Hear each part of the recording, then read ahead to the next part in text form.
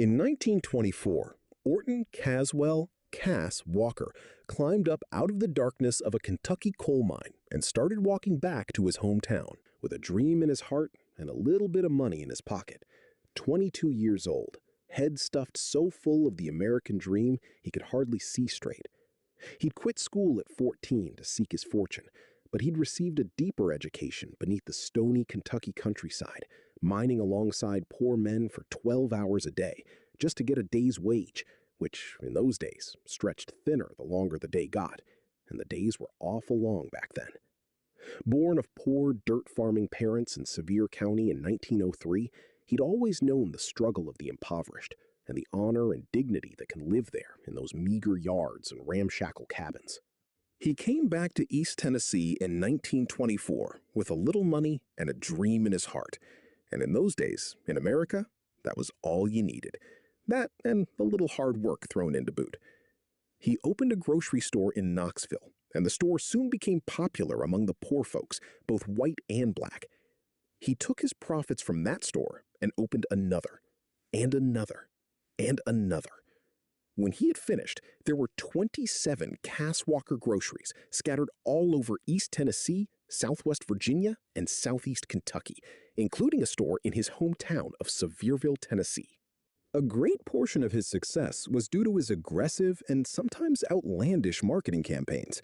A kind of a hillbilly P.T. Barnum, he produced commercials, self-published a newspaper, dropped flyers from airplanes, and issued what he called big old-timey dollars, good only at Cass Walker's groceries, a tactic he might have learned from the company stores in his days as a miner, only this time the benefits went to the buyer. He produced and broadcast a morning variety show called the Cass Walker Farm and Home Hour radio show. On it, he launched the careers of Dolly Parton, the Everly Brothers, Jimmy Martin, and others. Later in life, Cass threw his hat into the political ring, running for and winning a seat on the Knox County Board of Councilmen, where he served for several years. He was popular among voters for his championing of the poor and small farmers, and it didn't hurt that he also owned his own newspaper, where he could criticize his opponents with impunity. He was elected mayor of Knoxville in 1946, but only served 2 weeks. After a tumultuous beginning, including the firing of the incumbent city manager, he was removed from office in a recall election.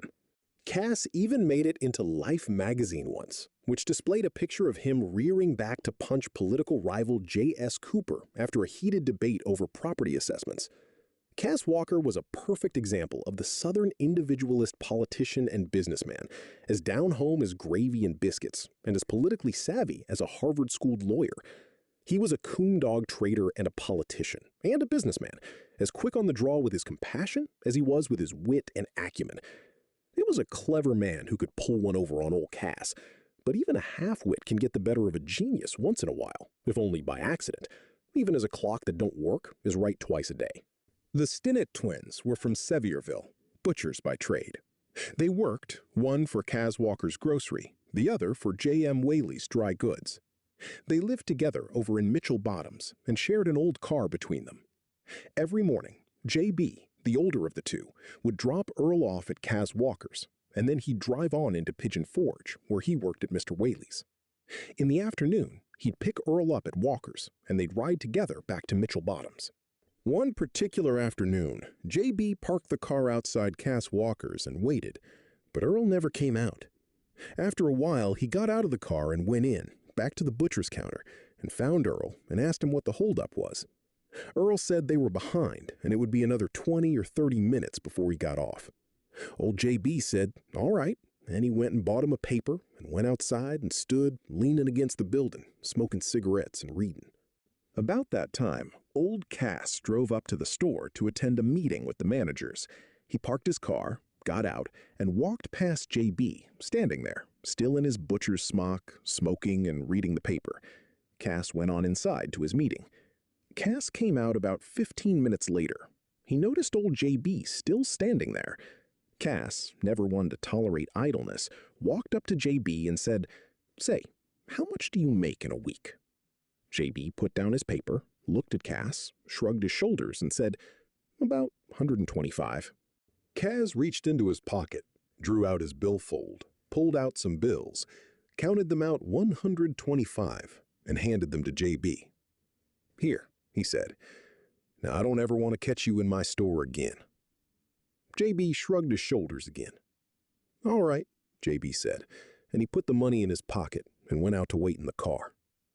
About that time, old Earl came out, and when he got in the car, he saw JB counting his money. "Since when did Whaley start paying on Tuesdays?" he said. "He don't," JB said. "Where'd you get that money then?" "Oh, Kaz give it to me." "Oh, Kaz give it to you?" "Yes, sir." "He just up and give it to you?" Earl said. "Yep," JB said, "and told me not to never come back. I guess I'll just have to wait out in the car the next time you're late getting off."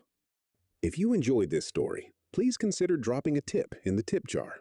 If you like original stories set in Appalachia, please consider subscribing and ringing the bell for notification. Thank you kindly for your time.